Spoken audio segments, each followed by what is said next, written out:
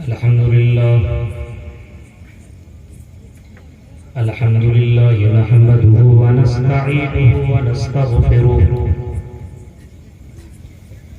व नऊज़ु बिल्लाहि मिन शुरूरि अनफुसिना व मिन सय्यिआति अअमालिना मन यहदिहिल्लाहु फला मुज़िल्ल लहु व मन युज़लिल फला हादिय लहु वअशहदु अल्ला इलाहा इल्लल्लाह वहदहु ला शरीक लहु वअशहदु अन्ना मुहम्मदन अब्दुहु व रसूलुहु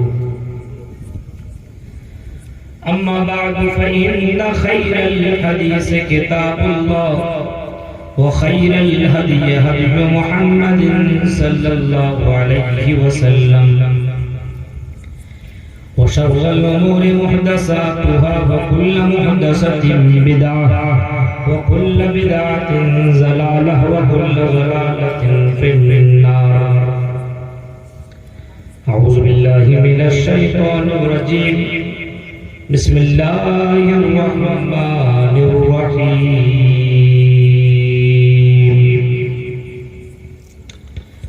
अल्लाहुल्लज़ी खलक़कुम मिन ज़ुअफ़िन सुम्मा जअल मिन बअदि ज़ुअफ़िन क़ुव्वह अल्लाहुल्लज़ी खलक़कुम मिन ज़ुअफ़िन सुम्मा जअल मिन बअदि ज़ुअफ़िन क़ुव्वतन सुम्मा जअल मिन बअदि क़ुव्वतिन ज़ुअफ़न व शैबा यख़्लुक़ु मा यशा व हुवल अलीमुल क़दीर। वक़ाल नबी सल्लल्लाहु अलैहि वसल्लम वशाबुन नशा फी इबादति रब्बी रब्बि इश्रह ली सदरी व यस्सिर ली अमरी वहलुल उक़दतम मिन लिसानी यफ़क़हू क़ौली अल्लाहुम्मा रब्बि ज़िदनी इल्मा। आमीन। काबिल एहतराम उलमाए किराम,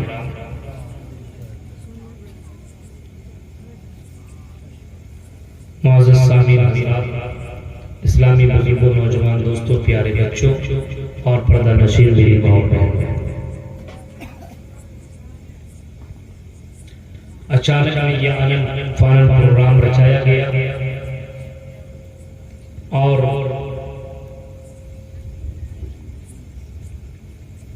इतने शानदार मुनज़्ज़म तरीके से इस प्रोग्राम को रचाने वाले को मुबारकबाद पेश करता हूँ, खास करके यहाँ के नौजवान कमेटी को कि उन लोगों ने काफ़ी मेहनत करके इस प्रोग्राम को कामयाबी तक पहुँचाया। अल्लाह रब्बुल आलमीन उन हज़रात को जज़ाए खैर अता फरमाए जिन लोगों ने इस प्रोग्राम को कामयाब कराने में किसी भी तरीके से योगदान किया। अल्लाह ताला उनको दुनिया और आखिरत में उसका बेहतर बदला अता फरमाए। आमीन।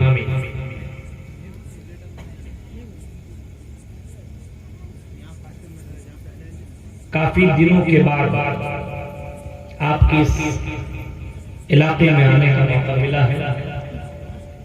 जब से मेरी नौकरी बिहार में लगी है उसके बाद से अपने इलाके में मैं प्रोग्राम बहुत कम करने लगा, लेकिन जब अपने इलाके की बात आती है और कोई भी बंदा फोन करता है तो आप लोगों की मोहब्बत में मैं जरूर आता हूं। हालांकि 8 बजे मैं चला नवादा से, डायरेक्ट 3.5 घंटे मुझे लगे आने में और पहुंचा, फ्रेश हुआ, खाना खाया और डायरेक्ट स्टेज पर आया। आप लोगों की मोहब्बत की वजह से मुझे जिस टॉपिक पे आज मुझे आपके सामने बात करनी है वह है नौजवानों का बिगाड़, असबाब और इलाज।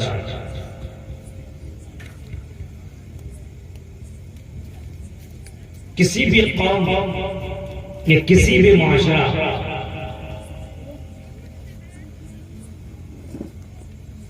को अगर सुधारना तो उसके नौजवान नस्ल को सुधारना, और अगर किसी कौम को बिगाड़ना, बर्बाद करना तो तो उसके नौजवान नस्ल को बिगाड़। सलाहुद्दीन अय्यूबी ने कभी कहा था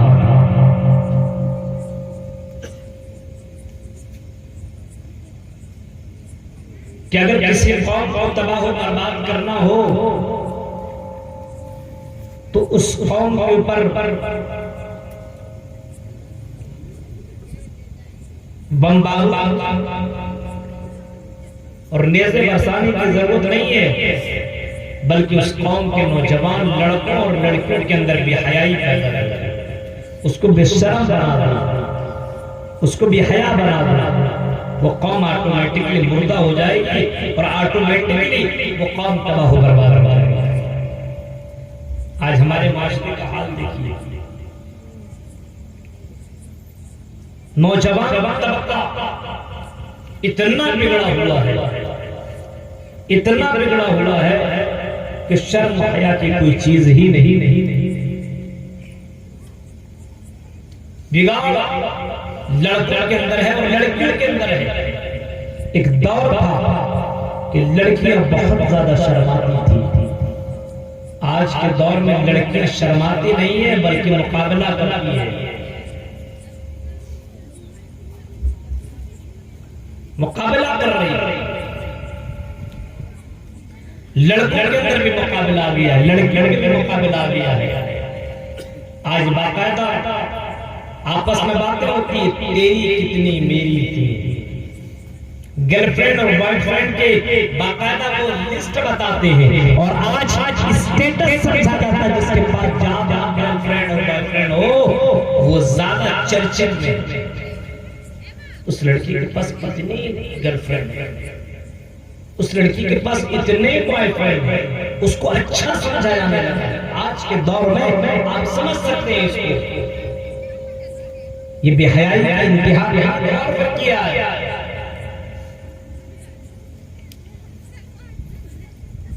जिस कौम को बेहया और जिस कौम के अंदर बेहयाई पैदा कर दी जाए वो कौम मुर्दा जिंदा नहीं है बल्कि मुर्दा है।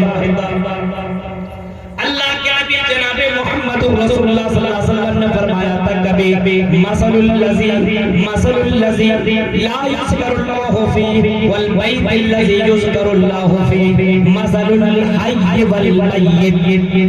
कभी आपने फरमाया था जिस जगह पे नौजवान के अंदर या जिस मजलिस के अंदर अल्लाह का नाम न लिया जाता हो, रब्बुल आलमीन का नाम न लिया जाता हो, मोहम्मद रसूलुल्लाह का नाम न लिया जाता हो, मसलुल लज़ी युज़करुल्लाहु फीहि, जो अल्लाह का नाम लेने वाले हो वो जिंदा है, और जहाँ पे अल्लाह का नाम लेने वाले नहीं हो वो जिंदा नहीं बल्कि वो मुर्दा है, मुर्दा।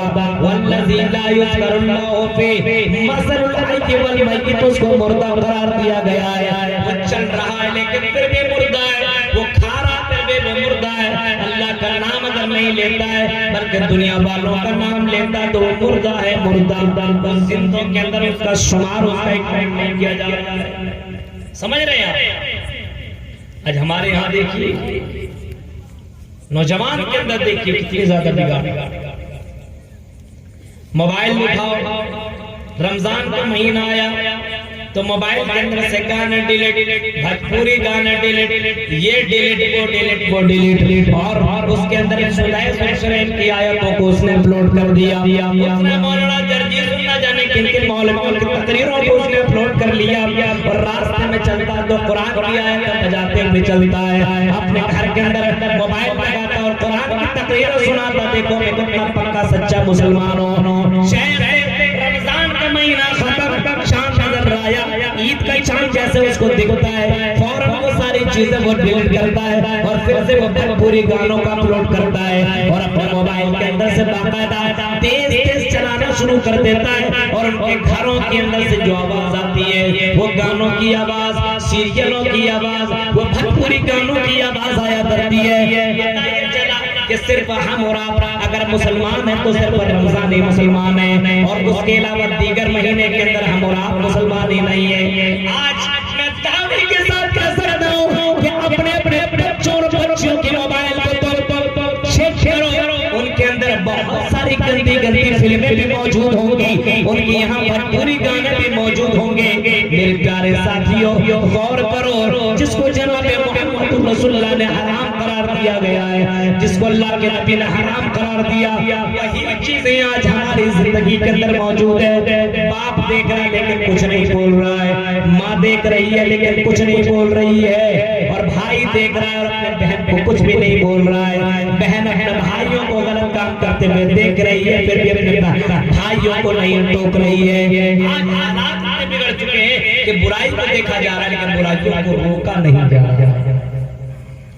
देखा जा रहा है लेकिन बुराइयों को रोका नहीं जा रहा।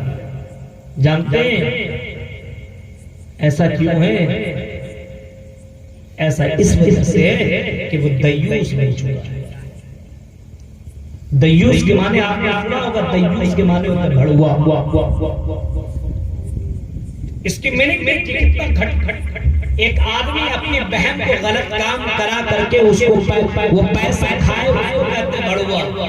अब आप समझ ले, आपकी बहन गलत काम करे और आप कुछ भी न कहें, न रोके, न टोके, न मना करें, इमाम कायनात के दीक्षा लेने में वो आदमी भड़ुआ है। जिसका बेटा जिना करता हो, अपनी गर्लफ्रेंडों से बातें करता हो और मधुपुर की गलियों में अपने गर्लफ्रेंड को लेकर के चलता हो और उसके बाप की कानों के अंदर आवाजें दी आती हो और बाप ना ठोकता हो ना मना करता हो, इमाम कायनात के दीक्षा लेने में उसको भड़ुआ करार दिया गया है। इसी तरीके से जो आदमी ये काम कर रहा हो, मेरे प्यारे साथियों, उसको इतना गंदा जुमला और लफ्ज करार दिया गया है और कल क़यामत के दिन उसको रुस्वा और जलील भी होना पड़ेगा।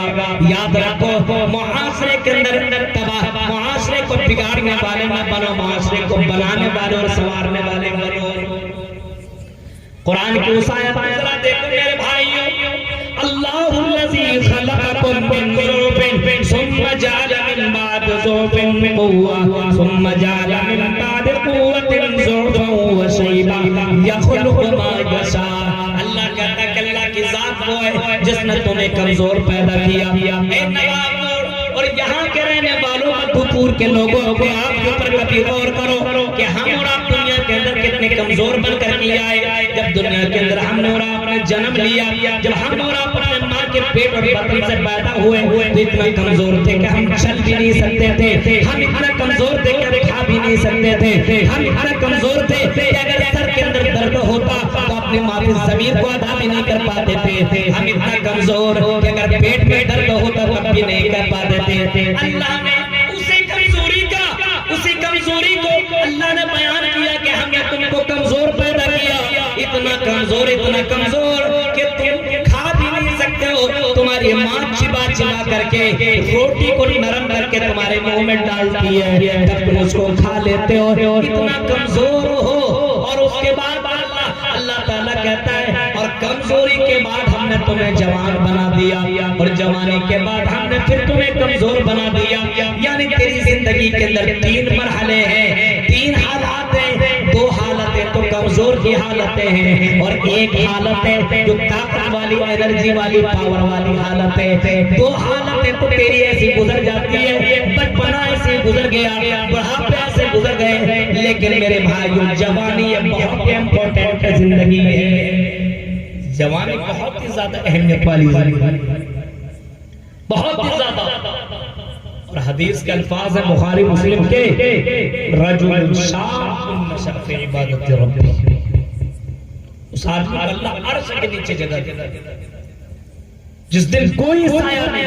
अभी गर्मी के महीने में किसी को खड़ा कर दो 12 बजे दिन में, धूप में जून और जुलाई के महीने में बगैर चप्पल जूते और बगैर कपड़े के खड़ा कर दो, कहीं 10,000 रुपये देंगे। पागल होकर हम खड़े हो जाएंगे बगैर जूते चप्पल, हमको पैसे नहीं चाहिए, पैर जल जाएंगे, मैं परेशान हो जाऊंगा, मैं खड़े कैसे रह सकता? तुम्हारे पैसों के चक्कर में मैं अपनी जान गंवा नहीं सकता हूँ, मैं अपनी जिंदगी बर्बाद नहीं कर सकता हूँ। तुझे तेरे पैसे मुबारक हो। हम और आप इस बात को बर्दाश्त नहीं करेंगे, लेकिन मेरे भाई अल्लाह के नबी फरमाते हैं व रजुलुन शाबुन नशअ फी इबादति रब्बी। क्या फरमाया? कल क़यामत के दिन जिन लोगों को अल्लाह ताला अपने अर्श के नीचे जगह देगा, यानी जिस दिन कोई साया ना होगा, उस दिन सिर्फ जो साया मिलेगा अल्लाह तबारक व तआला का जो अर्श वाला होगा उस साए के अंदर जिसको जगह मिलेगी वो कौन होगा? अल्लाह के नबी फरमाते वो जवान लड़के और लड़कियां होंगी जिसने अपनी जवानी ज़िनाकारी में नहीं, शराब के अड्डों में नहीं, जुआबाजी में नहीं, मोबाइल के अंदर नहीं, जिसने अपनी जवानी शाबुन नशा बि इबादत रब्बी, जिसने अपनी जवानी अल्लाह की इबादत में गुजारी हुई होगी, जिसने अपनी जवानी अल्लाह तबारक व तआला को खुश करने के लिए गुजारी हुई होगी। हाँ, उसकी गलियों के अंदर, उसके मोहल्ले के अंदर बहुत ही खूबसूरत लड़कियां तो होंगी, लेकिन उस जवान ने अपनी आंखों के ऊपर उसने अपने शर्मगाह के ऊपर कंट्रोल किया होगा। उस लड़की को अल्लाह ताला के साए के नीचे जगह देगा, जिसके जो खूबसूरत होने के बावजूद अपनी खूबसूरती का इजहार नहीं किया होगा और अपनी खूबसूरती का प्रचार नहीं किया होगा, बल्कि अपनी खूबसूरती को बचा करके अपने शौहर के लिए जिसने इस्तेमाल किया होगा, उन लड़कियों को भी अल्लाह ताला अर्श के नीचे जगह देगा। देखिए सोशल मीडिया, खोलिए सोशल मीडिया, आज शॉर्ट वीडियो में हमारी मुसलमान लड़कियां खोलो तो ज़ैनब, फातिमा, कुलसूम, रुकैया, आयशा, आमना, इस तरीके के नाम मिलेंगे और उसकी कमर लचकती हुई नजर आएगी, उसके बाल बिखरे हुए नजर आएंगे और बाकायदा उसके अंदर गाने फिट किए जाते हैं और आंखों की इशारे और हाथ की इशारे और बाकायदा इस अंदाज से। और आजकल की लड़कियां अल्लाह फेसबुक के अंदर अपनी तस्वीरें डाल रही है, सोशल मीडिया में इंस्टाग्राम के ऊपर अपनी तस्वीरें डाल रही है, बाकायदा लिखती है मुसलमान लड़कियां, कमेंट करो, लाइक करो, मैं तुझे अपना नंबर दूंगा, देख लाइक करो, मैं तुम्हें अपना नंबर दूंगी, चैटिंग करूंगी, बात करूंगी, यानी ज़िना के लिए खुद आमादा हो रही है। मुझे पसंद करो, मुझे लाइक करो।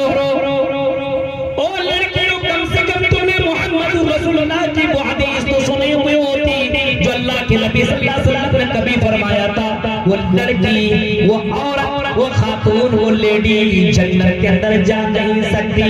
निसाउन कासियातुन आरियातुन मालियात, निसाउन कासियातुन नारियातुन माइलातुन मुमिलात, ऐसी लड़कियां जन्नत में नहीं जाएंगी जो कपड़ा तो पहनती होंगी लेकिन नंगी नजर आएंगी। आज हमारे लड़कियों के चुस्त कपड़े देखो, इतने जींस और टाइट कपड़े पहनते हैं कि एक बूढ़ा आदमी भी जवानी की दुआ मांगने लगे, एक हाजी साहब भी पलट करके देखने लगे, एक मौलवी साहब की नजर भी उसके ऊपर पड़ जाए। और मेरी प्यारी बहनों, तुम मोहम्मद रसूलुल्लाह की उम्मती हो, तुम नबी की बेटियां जैसा बनना क्यों नहीं चाह रही हो? मेरे प्यारे साथियों, आज हमारे लड़कियों के ऊपर नजर दौड़ाओ, आज उनके इंस्टाग्राम और उनके सोशल मीडिया के ऊपर नजर दौड़ाओ। आज हमारे लड़कियों की तस्वीरें कैसे गर्दिश कर रही है, कौन है ये? हमारी कौम की बेटियां हैं, ये हमारी कौम की बहनें हैं, ये हमारी आने वाली फ्यूचर है, जिनका ये हाल लो। इनके बदन से दीनदार बच्चे कैसे पैदा हो सकते हैं? इनके बदन से दीनदार बेटियां कैसे पैदा हो सकती हैं? इनके बदन से आने वाली नस्ल अच्छी कैसे पैदा हो सकती है? मेरे प्यारे साथियों, हमें अपनी बहनों की परवरिश करनी होगी, हमें अपने बेटियों की परवरिश करनी होगी, हमें अपने बेटों की परवरिश करनी होगी, तब हमारा समाज, हमारा माशरा सुधरेगा। आज हमारी लड़कियों को देखो मेरे प्यारे साथियों, मधुपुर की गलियों में अगर तुम्हें गुजरना हो तो मुसलमान लड़कियों के सर के ऊपर आपको पट्टा नजर नहीं आएगा, अपने बाल बिखेरते हुए चलेंगी, कैटरीना कैफ के बहन बनते हुए चलेंगी और न जाने अपने आप को क्या समझती है। मेरे प्यारे साथियों और मेरी प्यारे बहनों, मोहम्मद रसूलुल्लाह की हदीस है, ऐसी लड़कियां जन्नत में जाने की दूर की बात है, जन्नत की खुशबू भी नहीं पा सकती है। जन्नत की खुशबू फइन्ना रिहा यूजद मिन मसीरत कज़ा। अल्लाह के नबी फरमाते हैं जन्नत की खुशबू इतनी दूर तक, कितनी दूर तक? बाज़ हदीसों में आता है कि कोई आदमी घोड़े पे सवार हो और तेज घोड़े पे और 40 साल तक सफर करे। अब 40 साल में कितना दूर तक चला जाएगा? एक तेज रफ्तार घोड़े पे बैठ करके सफर करता रहे, अब सोच लो कितना दूर जाएगा। रुके भी ना, अल्लाह के नबी फरमाते हैं उतने दूर तक जन्नत की खुशबू पहुंचती है। अगर ऐसी लड़कियां जो कमर मचका करके और अपने अपने पासे पे दिखाते हुए और मेकअप करके रास्तों में अपनी खूबसूरती का इजहार करते हुए चल रही हो, तो ऐसी लड़कियां जन्नत में जाने की दूर की बात है, जन्नत की खुशबू भी नहीं पाएंगी। इसका मतलब ये कि जहन्नम में जाने, इसका जवाब ये कि वो जन्नत में नहीं जहन्नम के अंदर जाएगी। तो इस तरीके की लड़कियां होंगी। आज देखिए बिगाड़, ये बिगाड़ आया कहां से, कैसे बिगाड़ आया? मोहम्मद रसूलुल्लाह की बेटी के ऊपर नजर दौड़ाओ मेरे प्यारे साथियों, इतनी ज्यादा दीनदार, अल्लाह से इतनी ज्यादा डरने वाली कि हजरत फातिमा के बारे में यहाँ तक आता है, हजरत फातिमा के बारे में यहाँ तक आता है कि हजरत फातिमा ने कभी अपने शौहर से कहा था, मेरे शौहर अली, मेरे शौहर अगर मैं इंतकाल कर जाऊं, मर जाऊं, तुझ मुझे रात की तारीकी में दफन करना, कहीं मेरे जिस्म के ऊपर किसी नौजवान की नजर न पड़ जाए, किसी मर्द की नजर न पड़ जाए, रात की तारीकी में दफन कर देना ताकि मेरे जिस्म के ऊपर नजर न पड़ जाए। मेरे प्यारी बहनों गौर करो, मरने के बाद भी ये ख्याल है, जिंदगी में तो उसने बहुत ज्यादा पर्दा किया, लेकिन मरने के बाद भी ये हालत है कि अपने शौहर से कह रही है, ओ मेरे शौहर मरने के बाद मुझे रात की तारीकी में दफन करना। आज हमारे यहाँ शादियों में देखिए, शादी एक ही हो रही है, लगता है कि सब दुल्हन बनी बैठ, हाँ शौहर के लिए कभी नहीं सजेगी, शौहर एक से कपड़ा ला करके देगा, मेकअप के सामान एक से एक देगा, अपने शौहर के सामने कभी नहीं मेकअप करेगा। लेकिन शादी में जाना हो एक एक घंटा से मेकअप, आजकल अलग अलग मेकअप आता, वाटर प्रूफ मेकअप लगा लो, पानी भी धुलो फिर भी नहीं, ऐसे से मेकअप, आंख में लगाने वाले अलग, बाल में लगाने वाले अलग, ये अलग। और ऐसी लड़कियां क्यों बनकर इस तरीके से जाती है ताकि हमारी ऊपर नजर पड़े और मेरी तारीफ हो। मेरे प्यारे और करो, अब शादी में जाने से मना नहीं है, जा सकती हो, लेकिन आप पर्दा औरत के माने होते पर्दा, औरत का माना ही है पर्दा, और औरत का मकाम इस्लाम के अंदर ये है कि दुनिया के अंदर सबसे कीमती दौलत अगर कोई चीज है तो वो है, सुनिए आप, दुनिया कुल्लुहा मता व खैरु मताइ दुनिया अल-मर्रतुस सालिहा। दुनिया तमाम की तमाम पूरी की पूरी दुनिया फायदा उठाने वाली है, लेकिन सबसे ज्यादा कीमती चीज अगर कोई है तो नेक औरत है, जिसको जनाबे मोहम्मद रसूलुल्लाह ने करार दिया नेक औरत है। अब आप समझ सकते हो, सबसे कीमती दौलत आपकी बहन है, आपकी बेटी है, आपकी बीवी है, आपकी जिंदगी में सबसे कीमती चीज आपकी बेटी है, आपकी बहन है, आपकी माँ है, आपकी बीवी है। ये सबसे कीमती चीज को अगर आप इस तरीके से खुल्लम खुल्ला रखोगे तो मेरे भाइयों वो कीमती चीज बचेगी नहीं, बल्कि वो कीमती चीज कोई चुरा लेगा। इसी वजह से आप अगर कीमती चीज अपने घर के अंदर रखते हो तो अपने घर के अंदर सबसे महफूज जगह पर रखते हो। सोना चांदी हो तो कहाँ रखते हैं? बाहर रखते हैं, खुल्लम खुल्ला करके रखते हैं नहीं। कोई कीमती चीज होती है, सोना चांदी है तो डिबिया में बंद कमरे के अंदर, जो सबसे मजबूत रूम होता है और जो मजबूत जिसके अंदर ताले लगे होते हैं उसके अंदर बंद रखते हैं। क्यों? ये सबसे कीमती चीज है। हमारे पास सबसे कीमती चीज हमारी बहनें हैं, हमारी बेटियां हैं, हमारी बीवियां हैं, हमारी माएं हैं। रास्ते में चलो तो लड़कियां बाहर खड़ी है, बाल दिखाते हुए खड़ी। कोई लड़का अगर स्टाइल घूमने लगा तो इशारे भी मारती है। ये हालात है, इन लड़कियों को बाहर निकलने की इजाजत किसने दिया? गौर करो मेरे भाइयों, जरा एक सहाबी का वो मंजर देखो। नबी अकरम से जंगे उहद के मौके पे अल्लाह के नबी से उसने छुट्टी लिया कि अल्लाह के नबी, मैं अपने बीवी से मुलाकात करने के लिए जाना चाहता हूँ। अल्लाह के नबी ने उसको अपने बीवी से मुलाकात करने की इजाजत दे दी। वो सहाबी अपने घर के अंदर पहुंचते, क्या देखते कि उसकी बीवी घर के बाहर खड़ी है। बीवी है घर के बाहर खड़ी, शौहर ने तलवार निकाली, बाहर खड़ी है, अंदर होना चाहिए, बाहर क्यों खड़ी, तलवार निकाली और जैसे दौड़े मारने के लिए, तुम मेरे घर में रहने के लायक नहीं, तुम मेरी इज्जत हो, इनकी चीज हो, तुम मेरे घर के अंदर से बाहर क्यों निकले, अब तुम्हें दुनिया में जीने का कोई अधिकार नहीं है, अब तुम्हें मर जाना चाहिए। ये तलवार निकाल करके दौड़ते, बीवी चीख करके कहती है, ओ मेरे शौहर तलवार बात में चलाना, पहले ये तो पूछो कि मैं बाहर क्यों निकली हूँ। पूछते क्यों निकली बताओ, कहते के अंदर सांप है। तो वाकई देखते अंदर सांप है, ये बड़ा लंबा वाकया, वो सांप नहीं बल्कि जिन था, उसको मार दिया गया। तो बहुत लंबा चौड़ा वाकया है, लेकिन आपको बताना ये चाह रहा हूँ कि अपने बीवी को घर के बाहर देखा तो तलवार निकाली। आप अपनी बीवी और बहन को देखने बाहर तो क्या करते हैं, कभी आप भी होगा अपनी बेटे की तस्वीरें फेसबुक और इंस्टाग्राम के ऊपर देखते हो, कभी आपने टोका, कभी रोका, क्यों नहीं। हमारे नौजवान लड़कों को देखो शराब के अड्डों में बैठ शराब पीता है, हमारे नौजवान लड़कों को देखो सेनाकारी के अड्डों में जाता सेनाकारी करता है, हमारे नौजवान लड़कों को देखो जुआ के अड्डों में जाता जुआ खेलता है। शराब में ये कौन सबसे ज्यादा आगे, जुआ खेलने में ये कौन सबसे ज्यादा आगे, सेनाकारी में ये कौन सबसे ज्यादा आगे।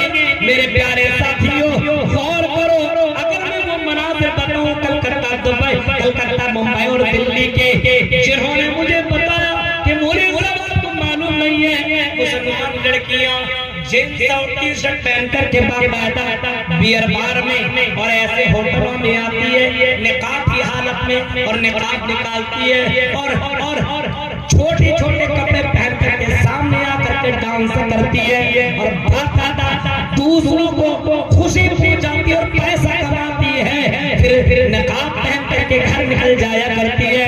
और ऐसे लड़कों और ऐसे नौजवानों के बारे में बताया कि नौजवान लाखों रुपए इन लड़कियों के पीछे अपना पैसा बर्बाद करते हैं। ये नौजवान, ये कौम तबाह बर्बाद है, जलील है, रुस्वा है, सिर्फ हमारी करतूतों की वजह से। हमारी क्यों हमारे समाज के अंदर ये हालत, क्यों शराब के अंदर हुई, क्यों नमाज में दिल नहीं लगता, क्यों कुरान में दिल नहीं लगता, क्यों हमारी बहनों को पर्दा करने में अच्छा नहीं लगता, इनको गैरों के तरीकों को अपना क्यों अच्छा लगने लगा। कभी आपने और क्या अल्लाह के नबी सल्लल्लाहु अलैहि वसल्लम फरमाते, सुनो यहाँ के लोगों सुनो, गौर से सुनो, अल्लाह के नबी सल्लल्लाहु अलैहि वसल्लम ने फरमाया कि दौर आएगा, एक दौर ऐसा आएगा जिस दौर के अंदर तुम्हारी तादाद बहुत ज्यादा होगी, तुम्हारी तादाद तो बहुत ज्यादा होगी, लेकिन तुम्हारा पावर खत्म हो जाएगा। तुम ज्यादा होगे लेकिन तुम्हारा पावर नहीं होगा, तुम बिल्कुल कमजोर हो जाओगे, तुम्हारे अंदर एक बीमारी आ जाएगी। अल्लाह के नबी से पूछा गया कौन सी बीमारी होगी, तो अल्लाह के नबी ने फरमाया बहन की बीमारी कौन सी है, क्या है, अल्लाह के नबी बताइए। अल्लाह के नबी फरमाते हैं हुब्बुद दुनिया व कराहियतुल मौत। आई लोगों सुनो, हुब्बुद दुनिया व कराहियतुल मौत, ये बहन की बीमारी कहते हैं, दुनिया से मोहब्बत और आखिरत से नफरत। आज हमारे नौजवानों को दुनिया से मोहब्बत, लड़कों को भी मोहब्बत, लड़कियों को भी मोहब्बत, हमारे बुजुर्गों को भी दुनिया से मोहब्बत। आज हमारे बहुत से अपने आप को दीनदार समझने वाले, उनको भी दुनिया से बहुत ज्यादा मोहब्बत। मेरे प्यारे साथियों, दुनिया से इतनी ज्यादा मोहब्बत न करो कि दुनिया के चक्कर में आखिरत भूल जाओ।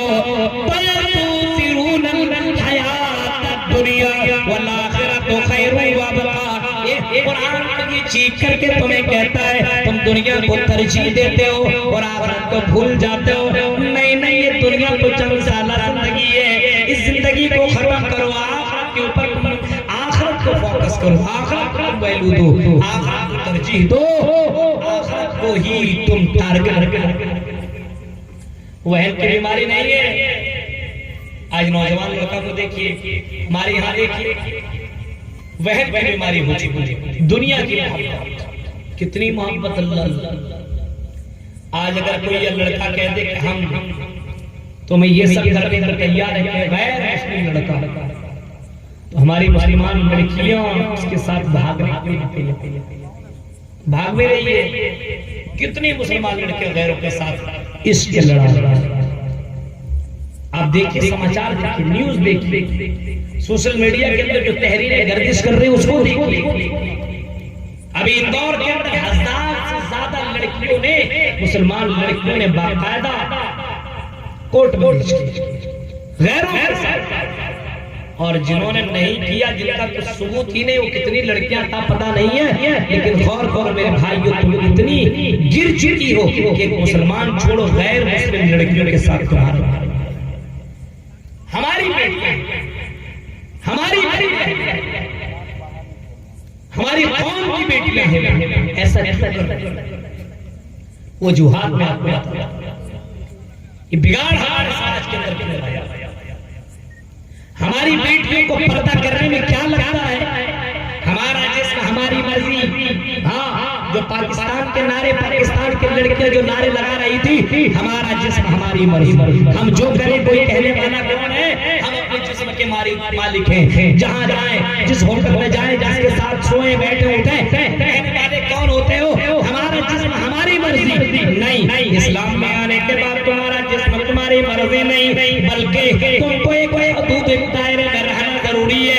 तुम्हारा एक दायरा बताया गया है, वक़र्न फी बुयूतिकुन्ना वला तबर्रजना तबर्रुजल जाहिलियतिल ऊला वअक़िमिस सलाता वअक़ीनज़ ज़काता वअतीअल्लाह व रसूलहु। कुरान कुछ करके कहता है, और नबी की बीवियों, वक़र्न फी बुयूतिकुन्ना, तुम अपने घर के अंदर ठहरी रहो, अपने घर के अंदर रहो, घर से बाहर न निकलो, घर के अंदर रहो। नबी की बीवियों से कहा जा रहा है तुम अपने घर में रहो, लेकिन नबी की बीवियों से नहीं, बल्कि नबी की उम्मत की जितने भी लड़कियां हैं, जितने भी आने वाली औरतें, सबसे कहा जा रहा है, ऐ उम्मते मोहम्मदिया की औरतों सुनो, तुम अपने घर में ठहरी रहो, वक़र्न फी बुयूतिकुन्ना वला तबर्रजना तबर्रुजल जाहिलियतिल ऊला, और जमाना जाहिलियत की तरह बन सवर करके न निकलो। जमाना जाहिलियत के अंदर क्या होता था? बन सवर करके निकलती थी। कपड़े आजकल तो स्टाइल चल रहा ना, जिसके पास कम कपड़े हो उसको ज्यादा खूबसूरत, ज्यादा सेक्सी, इतने कपड़े, अब प्लेन में सफर करिए, उन्हीं लड़कियों को सेलेक्ट किया जाता है जो अपना जिस्म ज्यादा दिखाती हो, ज्यादा दिखाने वाले। जमाना जाहिलियत के अंदर बाकायदा लड़कियां बन सवर करके निकलती है, तो कपड़े बिल्कुल ना के बराबर। यहाँ तक के खाना काबा के अंदर तवाफ करने का जो तरीका था, बिल्कुल नंगी होकर के तवाफ। गौर में आजकल की लड़कियों को देखिए, कपड़े पहन रही, जींस भी इतना टाइट कि उसको कह नहीं सकते हम, अगर ना पहन तो इतना टाइट, जींस भी पहनी है, टी शर्ट भी पहनी है, और झुट्टे का ऊपर से स्कार्फ बांध। ये धोखा है। वाला तबर्रजन तबर्रुजल जाहिलियतिल ऊला, क्या फरमाया? तुम जमाना जाहिलियत की तरह बन सवर करके न निकलो। निकलना तो ऐसे निकलो जैसे कि तुम मुसलमान की बेटी चल रही हो, तुम इस्लाम की बेटी चल रही हो, इस्लाम मुसलमान की बहनें बन करके चल रही हो। तुम्हारी चाल से लगे कि तुम मुसलमान हो, तुम्हारी बातों के अंदाज से लगे कि तुम मुसलमान हो, तुम्हारे बात करने का अंदाज मुसलमान जैसा होना चाहिए, तुम्हारी बातों के अंदर वो चमक नहीं होनी चाहिए, बल्कि तुम्हारी बातों के अंदर वैसी बात होनी चाहिए कि सामने के वाले के दिल के अंदर कोई खटक पैदा ना हो। इस तरीके से बात होनी चाहिए। अब किसी लड़के से बात कर रही है, हंस हंस के बात कर रही है। अच्छा ये बहुत हंस हंस के बात कर रही है, हंस हंस के बात मुझसे क्यों कर रही हो? यहाँ तक कि मोबाइल से भी बातें करो तो बहुत हिसाब से, सामने वाले के दिल में ऐसा न लगे कि तुम उसके दिल में कुछ जगह दे रहे हो। ऐसा नहीं होना चाहिए। बात करने का तरीका क्या बात क्या किससे बात करनी है नहीं है, रखिए। अब बात करने का तरीका ऐसा है, बहुत अच्छी आवाज है आपकी, कौन बोल रहे हैं, जरा तस्वीर भेजिए, फिर चैटिंग शुरू, फिर वीडियो कॉलिंग शुरू। मेरे मोबाइल के फिरने के ऊपर 1-2 घंटे की तकरीर आप सुन लीजिए। यहाँ तक के दोस्ती होती है लड़के और लड़कियों में, और बाकायदा आजकल तो वीडियो कॉलिंग 2 दिन के बाद तुम अपनी तस्वीर दिखाओ। लड़की तो बेताब तस्वीर दिखाने के लिए मेकअप करके सज करके वीडियो कॉलिंग कराती है और करती है, और बाकायदा बंद कमरा होकर के कोई तो देखने वाला नहीं है, अपने सामने वाला चाहने वाले को वीडियो में अपनी तस्वीर दिखा रहे। अब वो कहता है ये दिखाओ, वो कहता है ये दिखाओ। धीरे धीरे लड़कियां भी इतनी ज्यादा कम अकल वाली बात लड़कियां होती है कि उस अनजान लड़के के लिए अपना पूरा जिस्म दिखाती है, और भाटा जब वो सामने वाला लड़का उसको वीडियो करके रख लेता है और ब्लैकमेल करता है, तेरे भाई को, तेरे बाप को भेज दूंगा, फेसबुक में डाल दूंगा, इंस्टाग्राम पे डाल दूंगा, तेरी इज्जत के ऊपर बात लग जाएगी, तुमसे कोई शादी नहीं करेगा। इस वजह से जो मैं कह रहा हूं तुम करो। जिसने कभी अपने घर से बाहर किसी से मुलाकात न की हो, किसी से हाथ न मिलाया हो, आज मोबाइल में हमारी लड़कियों को इतना ज्यादा मजबूर कर दिया, उसका गलत इस्तेमाल करने की वजह से अब उस अनजान लड़का से मिलने के लिए हमारी बहन जाती है और उसके बिस्तर को गर्म करती है, कपड़ा खोल के उसके साथ हम बिस्तरी भी करती है। और इतना ही नहीं, ब्लैकमेलिंग कर करके वो लड़का अपने दोस्तों के साथ, उन लड़की के साथ जनाकारी करता है, बलात्कारी करता है। ये रास्ता किसने खोला? ये रास्ता तुमने दिया है। इसी वजह से कुरान कहता है नहीं, ऐसा मत करो।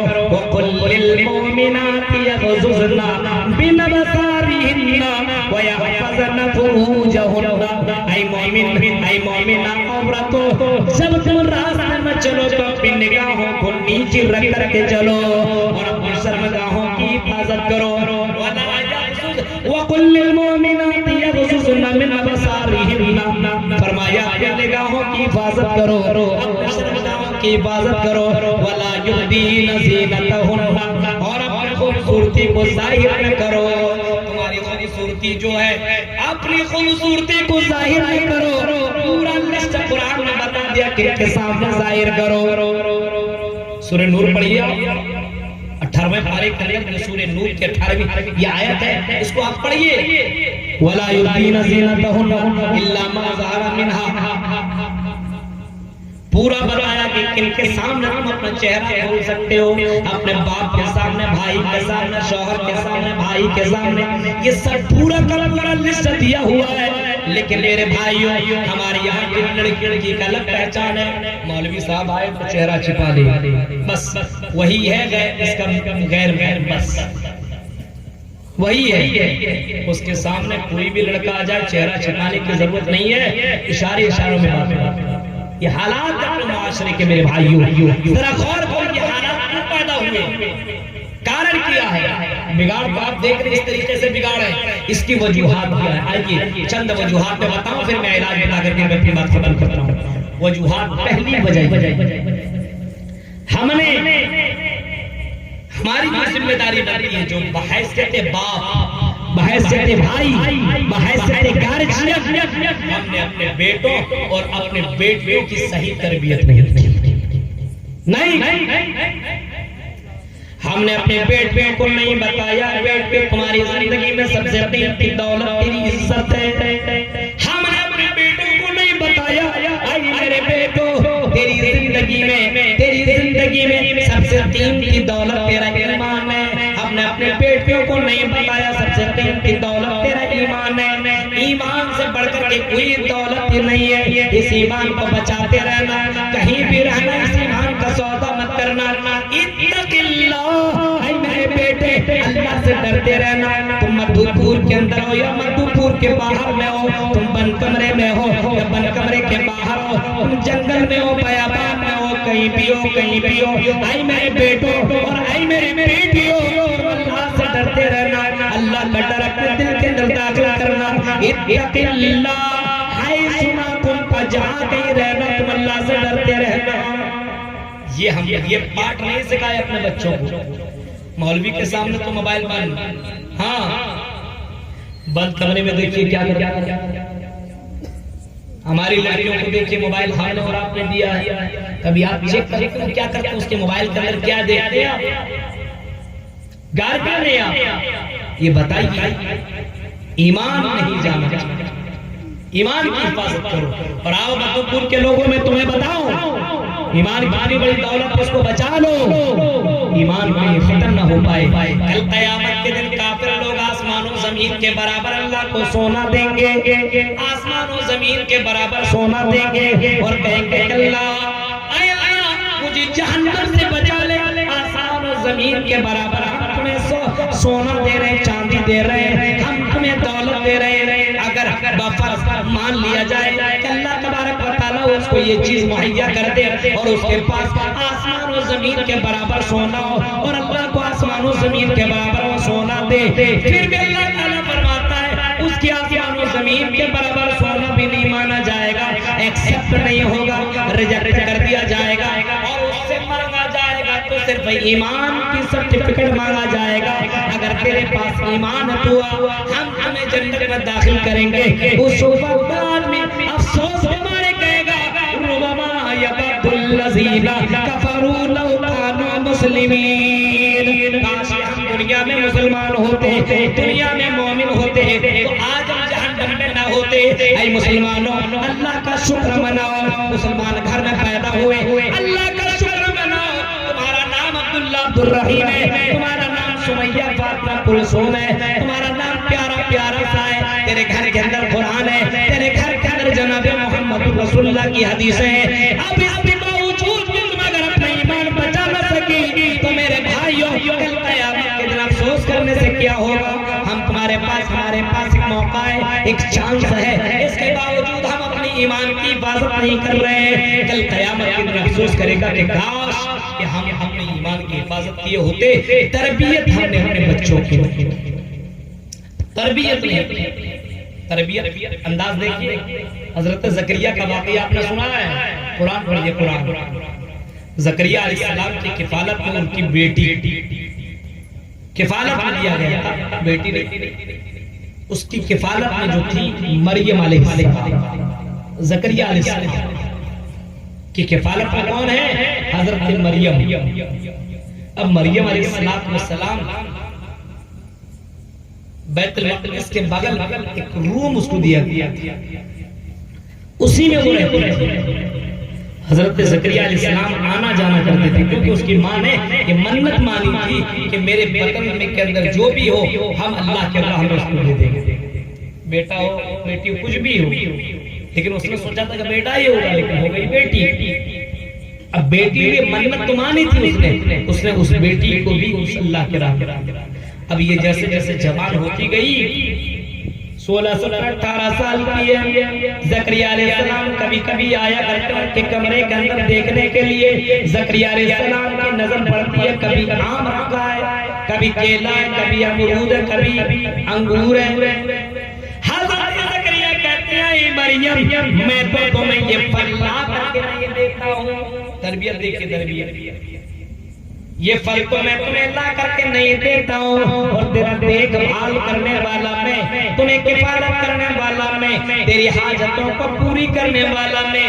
या मरियम अन्ना लकी हाज़ा, ऐ मरियम ये तुम्हें फल कौन ला करके देता है, मैं तो देता नहीं हूँ, कौन ला करके देता है। कहीं किसी से तेरा कोई ताल्लुक तो नहीं है, कहीं ऐसा तो नहीं है कि मेरी गैर मौजूदगी में कोई लड़का करके तुम्हें इस तरीके के कोई फल देता है।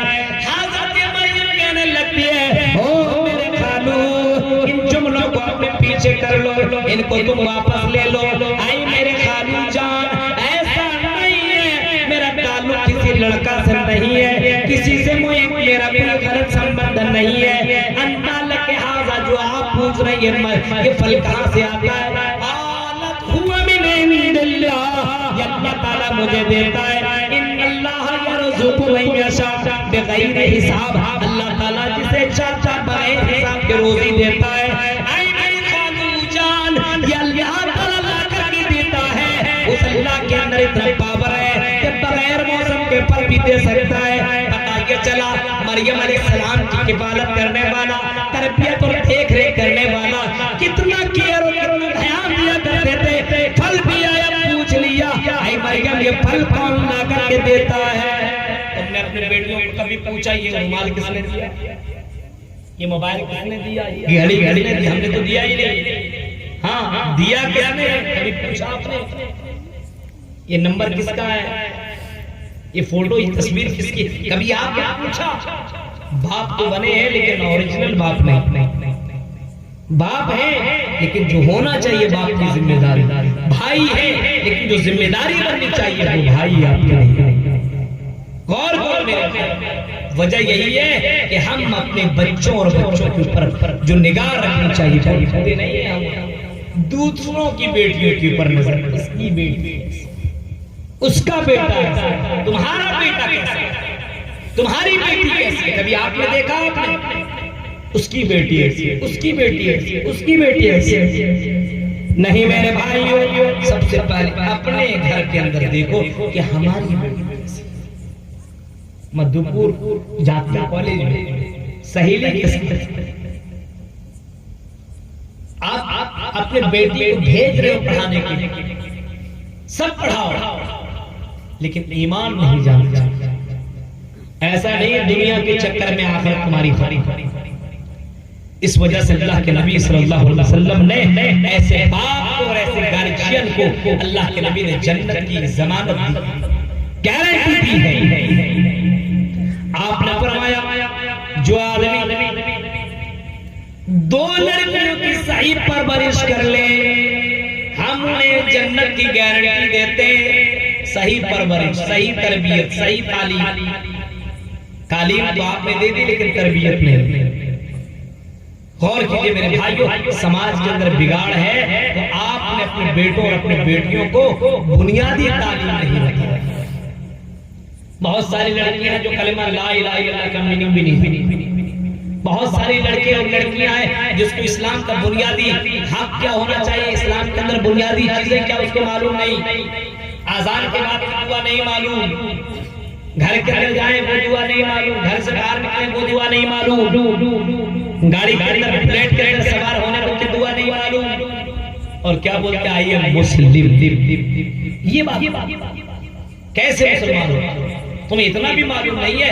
हमने अपने बच्चों की सही तरबियत नहीं दी, इस वजह से हमारे बच्चे जैसे पैदा हुआ 2-3 साल का हुआ, अलिफ बाता नहीं, ABCD सिखाना शुरू कर।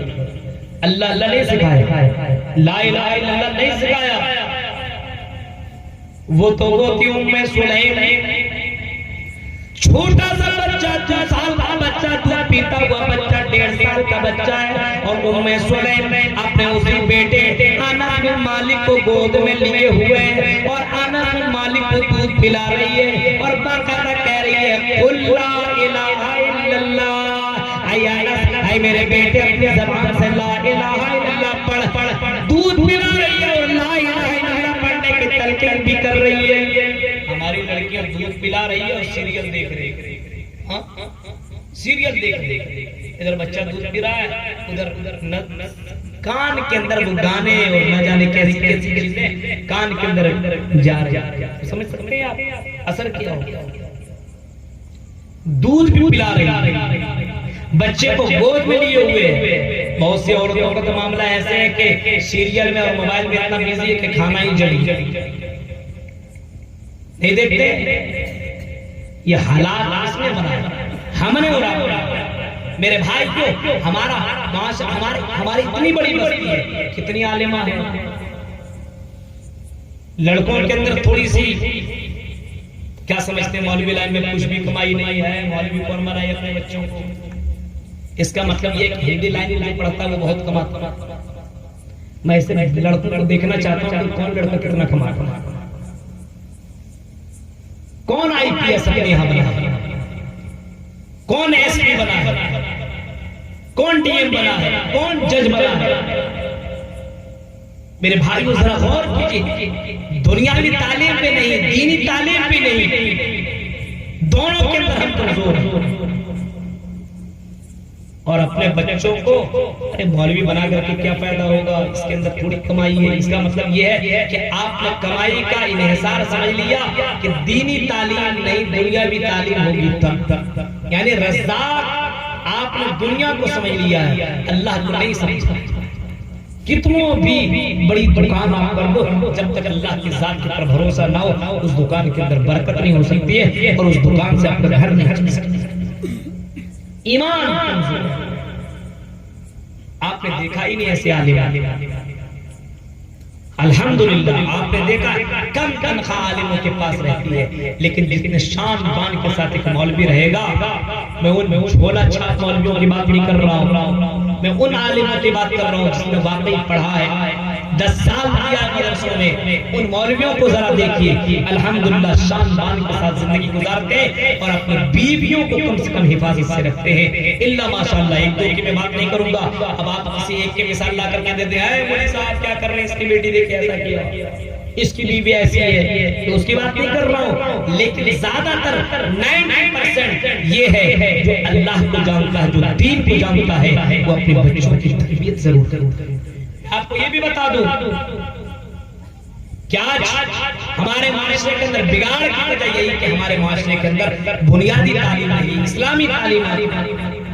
कुछ मदरसे तो खुले हुए हैं, लेकिन वो मदरसे भी नाम के हैं। कुछ मदरसे तो खुले हुए लेकिन चंदे के नाम पर चंदे तो होते हैं, पढ़ाई नहीं।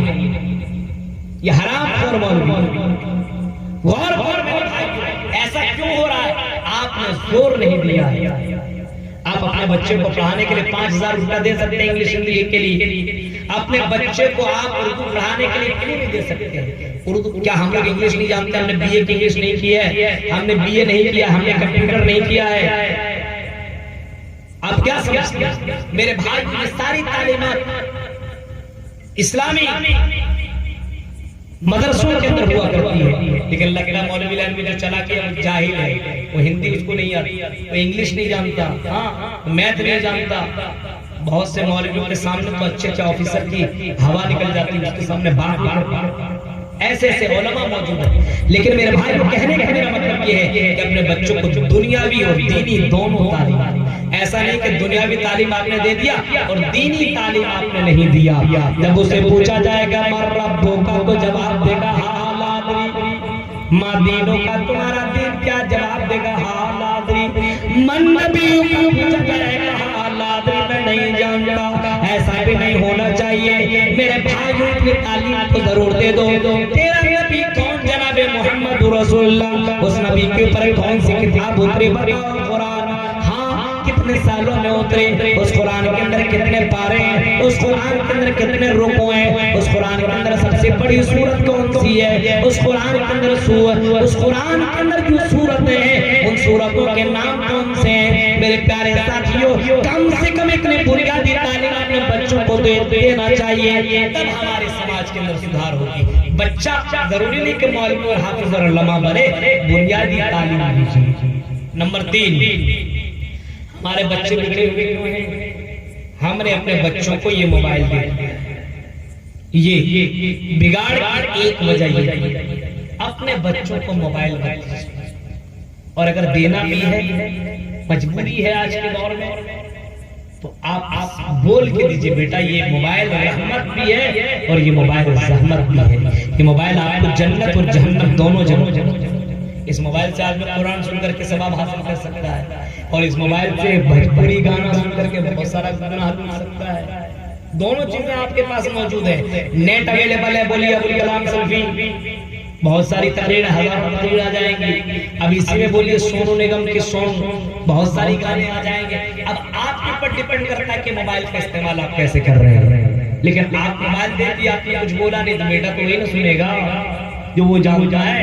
लड़की डांस ही ना देखेगा, हमारी लड़कियां वही ना देखेगी, पाकिस्तानी सीरियल, इंडियन सीरियल, यही सब देख करके पूरा दिन बर्बाद।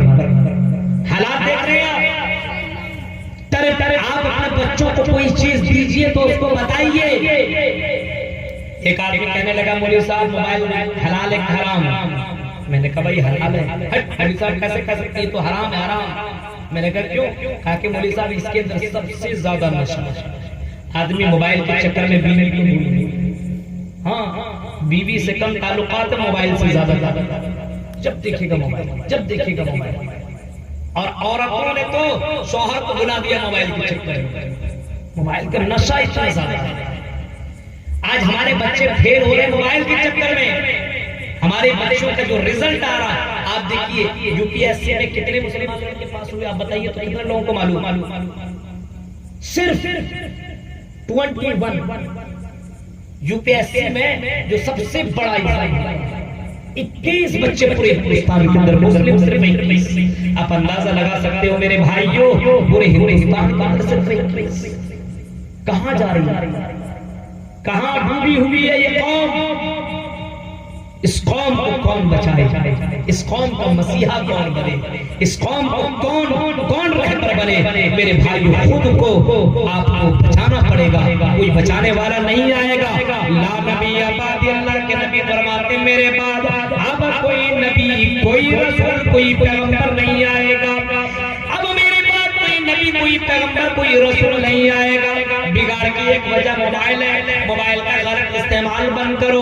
कम से कम बच्चे 10 वाले बच्चे को और मैट्रिक वाले बच्चे को मोबाइल से दूर रखो। हाँ इस्तेमाल कर सकते हो, घर के अंदर मोबाइल कोई चीजें देखना है तब देख लीजिए, लेकिन मोबाइल घर, अब मोबाइल देख के भेज दिया कहाँ पे? जंगल के अंदर। इधर एक जगह है करमाटान की तरफ, मोबाइल से करोड़पति बन गया, एटीएम मार मार।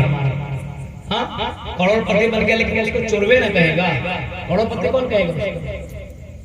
चोर कहेगा। उसका पैसा न मस्जिद में लगेगा, न मदरसों में, न अल्लाह के राह में। वो हज करने के लिए भी पैसों से जाएगा, फिर भी उसका हज कबूल नहीं होगा। वो पैसा हराम है, हराम। मेरे प्यारे साथियों, गौर करो, अपने बच्चों को बताओ हलाल कमाई कमाओ, हलाल तरीका अपनाओ। अपने बच्चों को ये तरबियत दो और अपने बच्चों को ये सिखाना। बिगाड़ के चौथी और 5वीं वजह यह है कि हमारे समाज के अंदर जो बिगाड़ है, उसकी एक वजह है कि दोस्ती। हमारी दोस्ती किन लोगों के साथ? हमारी बेटियों की दोस्ती किसके साथ है? वो लड़की किसके साथ दोस्ती हो? कितने दीनदार है? वो तो दीनदार है नहीं, जब भी चलती है पूरा अपना होंठ लाल करते हुए चलती है, दीनदार कैसे हो सकती है? पूरा बाल दिखाते हुए चलती है, दीनदार कैसे हो सकती है? जब देखते मोबाइल में बातें करती रहती है, दीनदार कैसे हो सकती है? ऐसी लड़कियों के साथ अपनी बहन की दोस्ती क्यों कराते हो? ऐसी लड़कियों के साथ अपनी बेटियों को क्यों भेजते हो? और ऐसे लड़का जो 24 घंटे इधर से उधर और उधर से उधर 9-5 कर रहा है, कभी मस्जिद का रुख नहीं करता है, ऐसे लड़कों के साथ अपने बेटों को दोस्त क्यों बनवा रहे हो? अल्लाह के नबी फरमाते हैं अर्रजुलु अला दीनि खलीली फलयंजुर अहदुकुम मन युखालिल। ऐ लोगों, हर कोई अपने दोस्त को देख ले। उसका अगर किसी को चेक करना हो, मुझको चेक करना हो तो मेरा दोस्त देखिए आप। किसी को भी चेक करना हो उसके दोस्त को देखिए। हम नहीं कह रहे कि जनाब मुहम्मद रसूलुल्लाह सल्लल्लाहु अलैहि वसल्लम कह रहे अर्रजुलु अला दीनि खलीलिही फलयंजुर अहदुकुम मन युखालिल।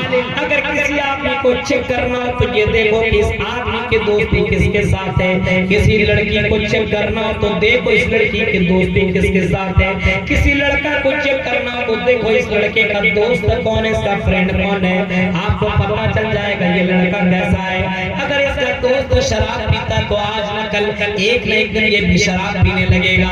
एक दोस्त से ना करता, लड़के के चक्कर में लगता है, और दूसरा दोस्त दीनदार है। लेकिन अगर दोस्ती ऐसे लड़कों के साथ कर ली जाए तो एक दिन ऐसा आएगा कि उसके साथ उसके पास भी गर्लफ्रेंड होगी, वो भी ज़िनाकारी के अंदर डूब जाएगा, वो भी ज़िनाकार बन जाएगा।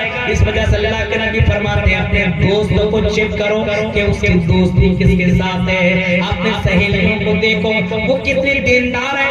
उनका अगर किसी बॉयफ्रेंड के साथ अगर चक्कर है तो ये दीनदार लड़की भी बॉयफ्रेंड ढूंढ लेगी, वो लड़की भी उसको बॉयफ्रेंड दे देगी।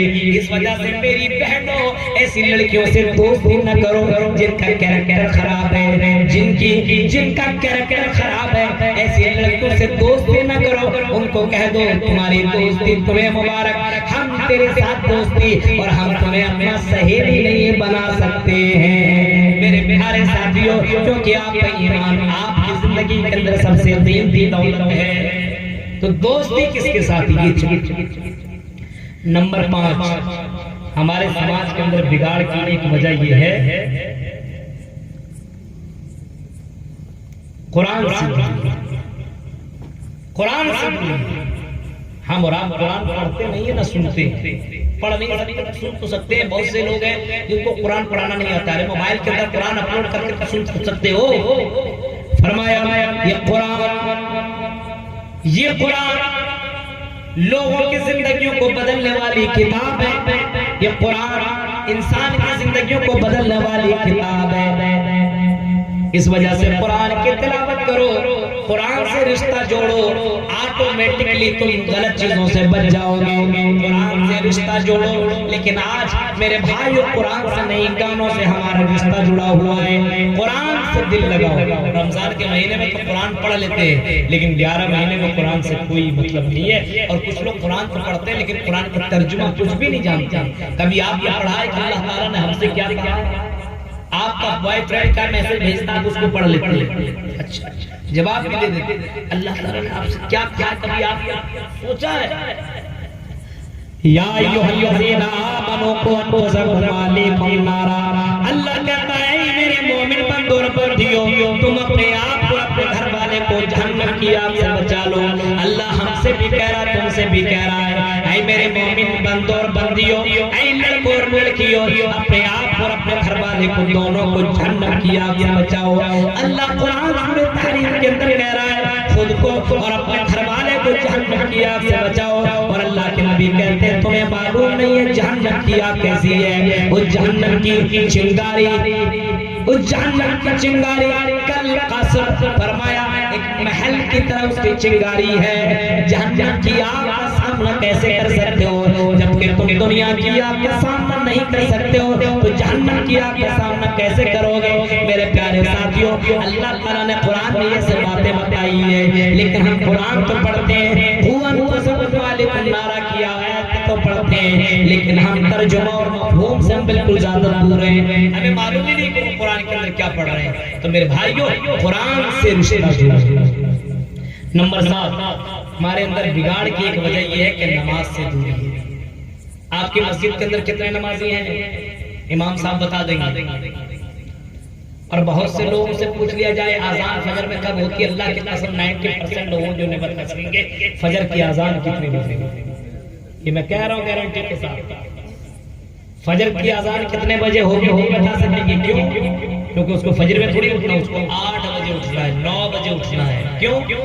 11, 12, 1 बजे तक मोबाइल चलाएगा, फ्री फायर गेम खेलेगा और ना जाने क्या कि जब तक नेट खत्म नहीं कर लेगा। आज समझता है नेट 1.5 GB मिला, ये तो खत्म करना फर्ज है, सुन्नत नहीं फर्ज है। जब तक खत्म नहीं हो जाएगा तब तक सोएगा।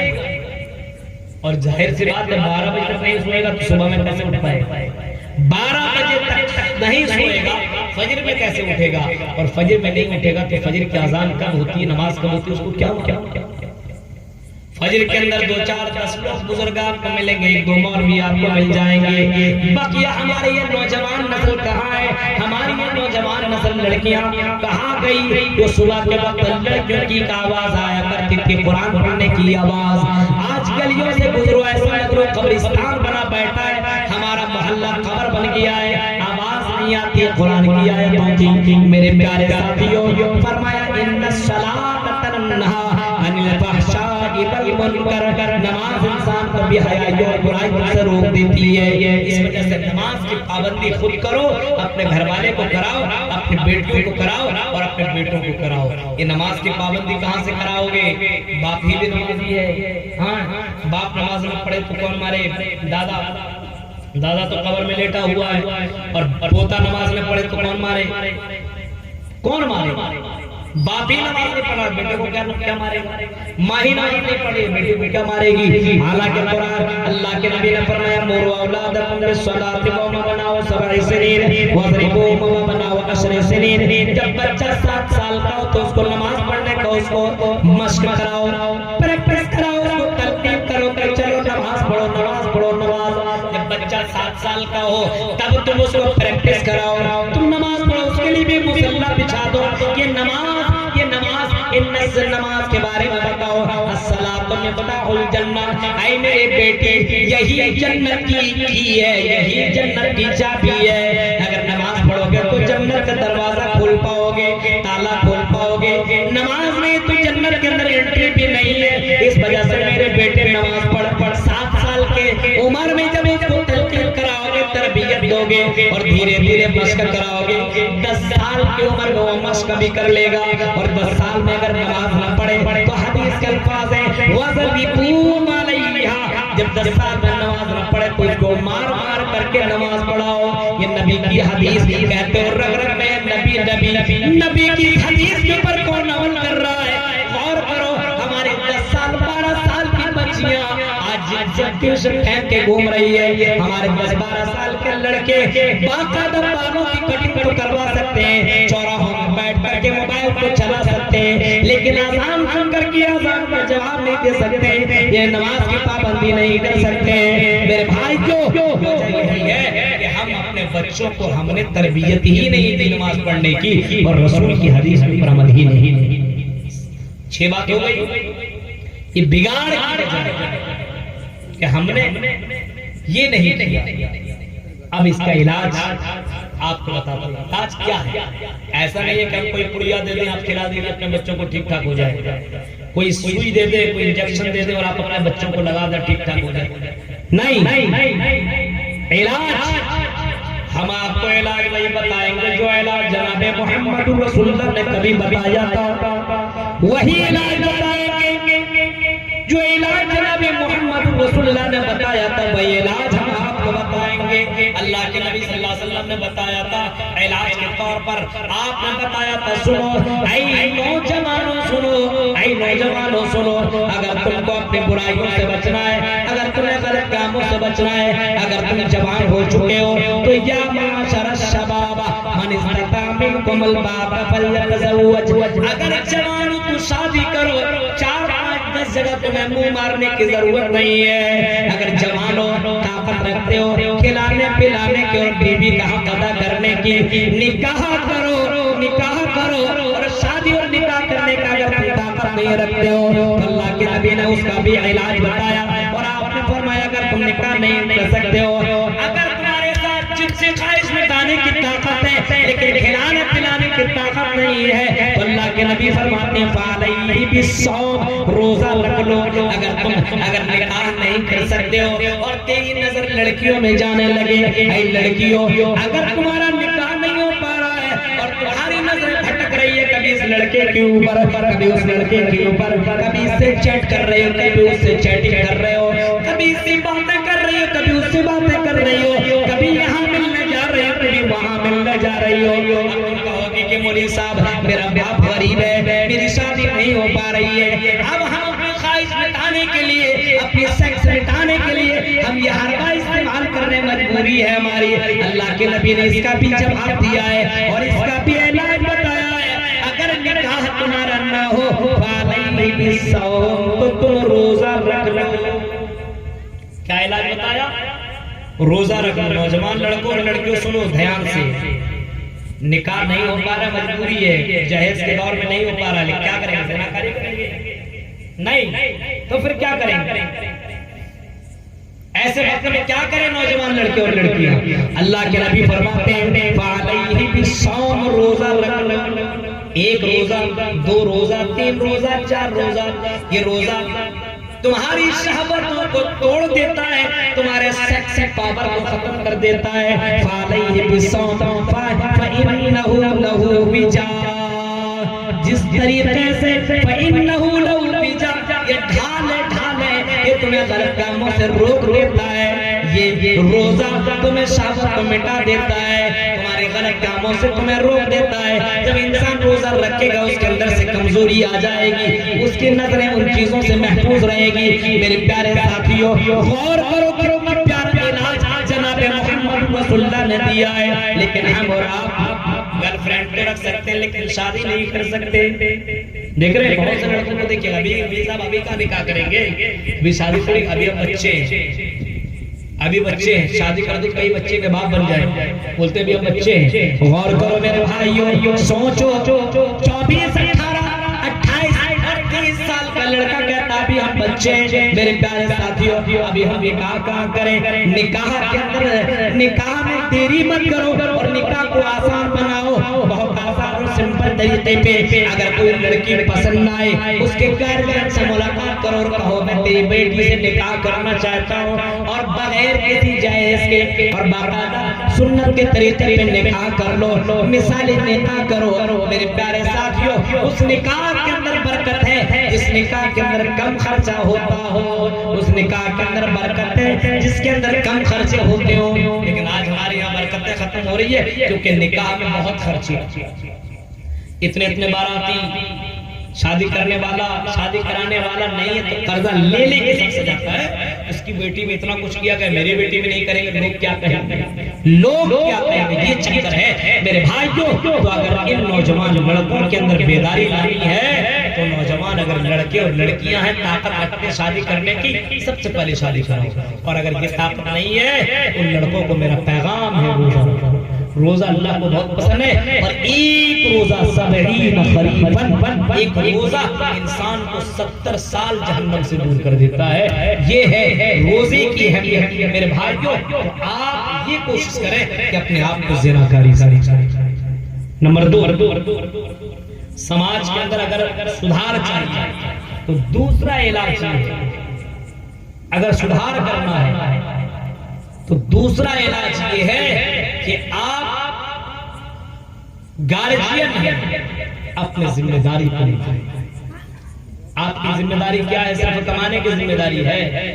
शौहर सुबह के अंदर कमाने गया, शाम में आया, उसको मालूम नहीं बेटी क्या कर रही है, उसको मालूम नहीं बेटा क्या कर रहा है। अब माँ की जिम्मेदारी है कि बेटी क्या करती है, बेटा क्या करता है, पूरी खबर माँ अपने हस्बैंड को दे। तेरा बेटा ये करता, तेरी बेटी ये करती है, तेरी बेटी छत पे जाती है। मैं कहती हूँ, मना करती हूँ, लेकिन मानती नहीं है। आप सख्त बनने की कोशिश करो, अच्छी माएँ बनो मेरे प्यारे साथियों। अच्छी माएँ बनोगी तो तुम्हारी अच्छी बेटियां बनेगी। जहाँ तुमने थोड़ी सी राहत दे दी, छोटा सा आपने गैप दे दिया, बहुत बड़ा वो दरवाजा बन जाएगा और उसी दरवाजे से इतना दूर निकल जाएगी कि वापस नहीं आ सकती है।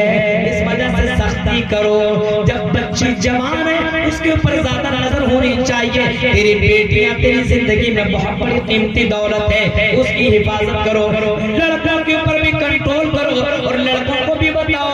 मेरे भाई पहले के नौजवान कैसे थे, अल्लाह के कसम, अल्लाह के नबी सल्लल्लाहु अलैहि वसल्लम ने हजरत अब्दुल्लाह इब्न उमर के बारे में बताया,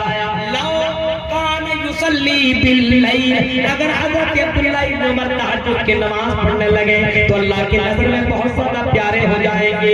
अगर हजरत अब्दुल्लाह इब्न उमर फजर की, अगर रात की तारीकी वाली नमाज पढ़ने लगे, तहज्जुद की नमाज पढ़ने लगे, बहुत प्यारे हो जाएंगे अल्लाह की नजर में। डायरेक्ट नहीं कहा, किसी से कहा। ये बात किसी ने हजरत अब्दुल्लाह इब्न उमर को कह दी कि अल्लाह के नबी कह रहे थे अगर तहज्जुद की नमाज पढ़ने लगे तो आप बहुत प्यारे हो जाएंगे अल्लाह की नजर में। फकाना बातो ला युसल्ली, फकाना बातो ला यनाम मिनल लैल इल्ला कलीला। उसके बाद हजरत अब्दुल्लाह इब्न उमर ने कभी भी रात में सोना गवारा न किया, बगैर तहज्जुद पढ़े हुए कभी वो सोया नहीं करते थे। वो जवान थे, मोहम्मद रसूलुल्लाह की हदीस सुनी, फौरन अमल कर लिया। इतनी लंबी चौड़ी तकरीर सुनने के बाद तो नंबर 2 ऐसी तकरीर उन्होंने की, बहुत अच्छी तकरीर की, नंबर नहीं चाहिए। मेरे प्यारे साथियों, नबी की हदीस सुन रहे हो, अल्लाह के नबी को क्या पसंद है? अल्लाह के नबी को नबी की इताअत बड़ी पसंद है। नबी ने फरमाया मन अतानी दखल जन्नत, जो मेरी इताअत करेगा वो जन्नत के अंदर जाएगा। मन हब्बा सुन्नती फक़द हब्बनी, जो मेरी सुन्नत से मोहब्बत करेगा वो मुझसे मोहब्बत करेगा।